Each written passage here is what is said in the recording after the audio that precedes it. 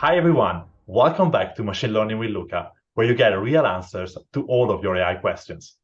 I'm your host, Gianluca Rossi. I lead the machine learning team here at Ontra, and I'm responsible for Ontra Synapse, the AI specifically built for the private markets. Let's get learning. Today's question comes from Carrie. She wants to know, what are the biggest challenges associated with using AI in the legal field? Carrie, I love this question because it goes straight to the heart of what makes my job so fun. There is no doubt about it. Legal use cases can be tough, but not impossible for AI to crack. And that's because of three factors. First, they're based on extremely nuanced language. Second, they involve specialized industry-specific processes. And third, there is no room for error. Let's look at an example and compare a generic AI use case to a legal use case, and you will see what I mean.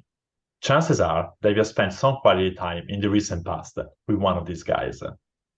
These chatbots are personable, efficient, and in most cases, they are powered by AI. Let's say that you're interested in purchasing some HR software.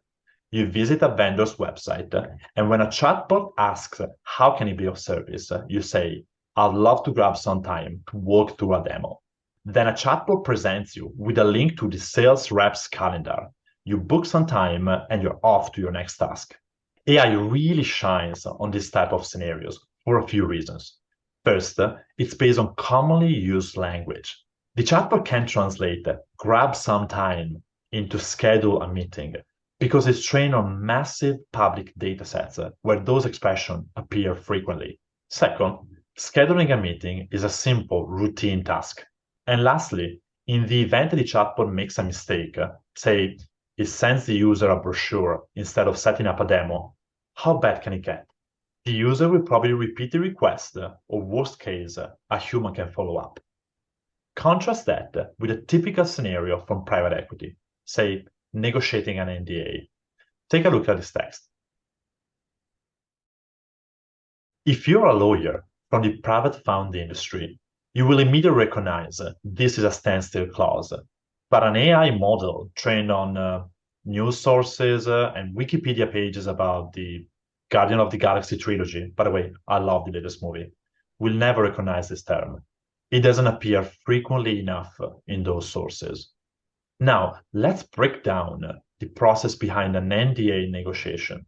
Multiple rounds of analyzing a contract, comparing it to a playbook, and redlining unacceptable terms.